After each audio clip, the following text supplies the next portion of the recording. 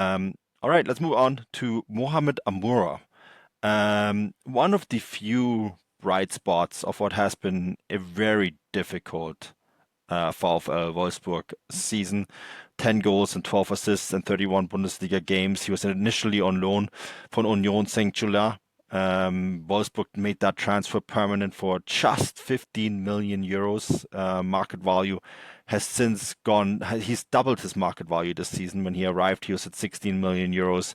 He's now at 32. I have to add, there was a 3 million euro loan fee too, so the entire package cost Wolfsburg 18 million euros, and I assume there's bonuses, etc., salon and all that other stuff in there that you usually find in any kind of transfer. Um, Reports now that he could be moving on, and Wolfsburg are looking for 50 million euros. That doesn't seem like a crazy amount of money. And Stefan, Leverkusen is one of the teams interested. Although this seems like one of those loose interests. Like maybe if we sell Wirtz, we could reinvest and sign Amura. The other teams interested are usual subjects from the Premier League. I think Arsenal and Liverpool have been linked, right? Liverpool too. I'm not sure where they're going to find 50 million euros after potentially signing Wirtz for 150 million euros, but we never know. And the one link that is very strong is Nottingham Forest. That doesn't sound too crazy to me. Nottingham Forest have played a very strong season. 50 million euros for a player like Amora isn't a crazy amount, and it does sound like to me that it could be one where Leverkusen and Nottingham Forest really after this player. Look, I personally think if you can get Amora for 50 million euros, you probably got to do it. Yeah, his rise in German football has been quite meteoric. Even actually over the course of European football, really, it's been quite remarkable. I wrote a piece on him Hmm. after the first half of the season for the newsletter, kind of looking at where he's come from, and he's had quite an interesting career. Obviously, started off in Algeria, then he moved to Switzerland, where he was playing for Lugano, and it really wasn't working out from there because they didn't really understand. They kind of thought of him as a kind of jack of all trades, master of none. He was kind of used as an impact sub.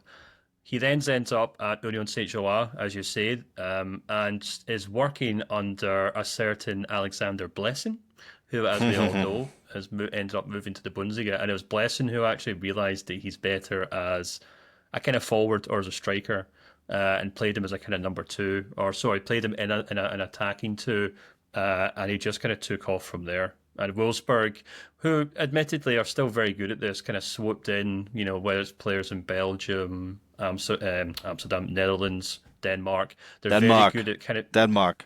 yeah, very, very much Denmark right now. But they're very, very good at kind of swooping in before other clubs find these guys. And they did so almost immediately. Um, and he's been outstanding.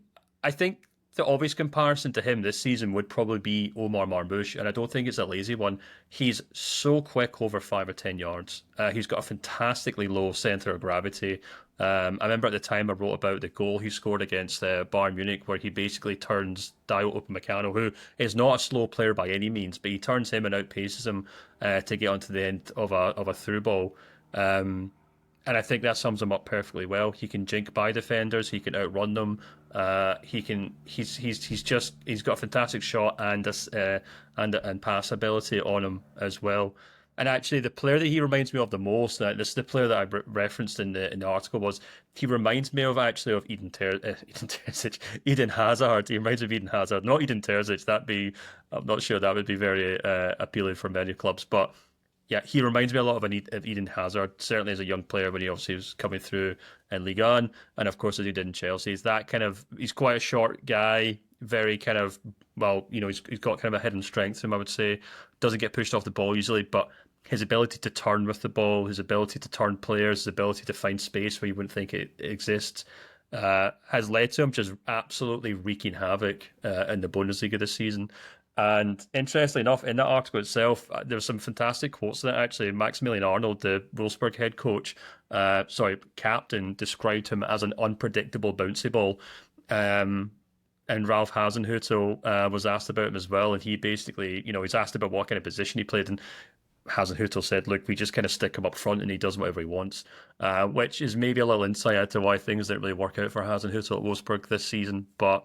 I think it makes sense for Amura. He is, I guess, much like Marmoush, where there's a very obvious appeal to play him out wide, but he's much better centrally, I think, kind of either playing off a striker, playing as a number 10, somewhere in that kind of final third.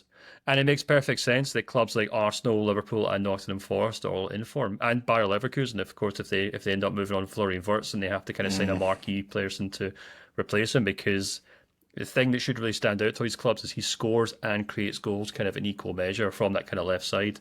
And he's showed in Belgium, and he's now shown in Germany that he just seems to continue rising to the occasion. So I wouldn't be surprised if he did well in the Premier League or, at Leverkusen next Well, season. I mean, it's interesting that you mentioned this. When you go to FBref, they have that section similar players to Mohamed Amoura, and Omar Mamouche is listed, Mm. as is Antoine Griezmann, which is actually a really interesting comparison. They also list Darwin Núñez, where I'm like, that's I don't know where that's coming from, but Leandro Trossard is another one. And I can see that, right? Louis Openda, and Lucas Höhler from Freiburg. Who, yeah, I buy that as well. But like the Mamouche one is a really interesting comparison. We all know how he um, just saw his career skyrocket this year, Mm. right? First at Frankfurt, and yeah, he missed the penalty at the FA Cup final. But other than that, I think he's done really well at Man City and is going to be a really important part going forward there. And it just highlights, right, that this kind of player type can be very successful in the Bundesliga and also in England. And what I really like about players like him is their unpredictability. Like the fact that they, as you said, Hasenhüttl just put him up front and kind of hope for the best. And but I think the best way to kind of describe this is this he can kind of play all three positions in the front three and be dangerous from all of them. And they come from deep. He's very good in the box, very dangerous in the box. He's also very good at not just scoring himself in the box, but finding teammates in the box. And the other thing, and this is a really, I think, underestimated aspect. It's also an aspect I think that made Mamouche so successful this year is the energy that these kind of players bring to the field. You cannot stop them because they're constantly running with this high energy, and it's this kind of high pressure that they put on defensive lines makes them really unpredictable and hard to play against. And you get player types like that not that often. And I think one of the links why Leverkusen are looking at him, for example, is because they see him as a potential replacement for Florian Wirtz. Now you look at his Bundesliga numbers; they're not that different. Wirtz plays a little bit further back, of course, but I can see a world where he occupies the same space. And so, yeah, I mean, this is what you kind of get. And the other thing I think what you get with Amura too, and I think this is an aspect that has to be considered here. Yes, he's already 25, right? But we've seen it with Mamouche, like at 25, 26, forwards in particular don't always hit the ceiling yet. And so you can see the productivity still going up next year. Yeah, absolutely. I mean, I think I was just going to actually quickly check when he actually made the move to European football. He only made it in 2023, so it's not like he's been in Mm, European football for like 8 years. He's only been in it for, what, 3 or 4 years now. yeah. 2 or 3 years actually. So he's very quickly and very suddenly kind of making the step up to a top five league, and he has just blossomed in what has been a pretty chaotic Wolfsburg team, we have to note as well. It's not as if he's playing for Bayern Munich and just scoring goals for fun and tapping in goals at the back post every weekend. He's having to create chances Mm, almost out of nothing, which is obviously something that clubs will take note of as well.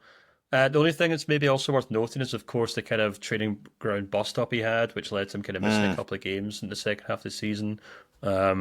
It seems to have been kind of ironed out, and obviously has it wasn't with Hasenhüttl, it was with another player, but Hasenhüttl took the decision to drop him. I think it was against Dortmund he missed that game. Um, so maybe that's a factor in why Wolfsburg would maybe be looking to move him on. But yeah, I mean, look, Wolfsburg. are in the middle of their own huge kind of rebuild. They've got their own plans, obviously. They've got they're going in a completely different direction now with a different head coach this summer, and we've talked a lot about the kind of Danish influence of the club right now and probably what they've got planned going forward. So I'm sure they'd be more than happy to cash in on Marmoush if someone was to offer 45, 50 million euros for him. And I'd be really intrigued to see how he could do it at Leverkusen or at one of the mentioned Premier League clubs because I think he'd be a really useful player for them. Mm, But we'll see what happens. But yeah, I yeah. think at this moment in time, Manu, without looking to really piss off the 7 or 8 Wolfsburg fans that are on the world, I think it's safe to say he's already too good for Wolfsburg. Yeah, I would say so too.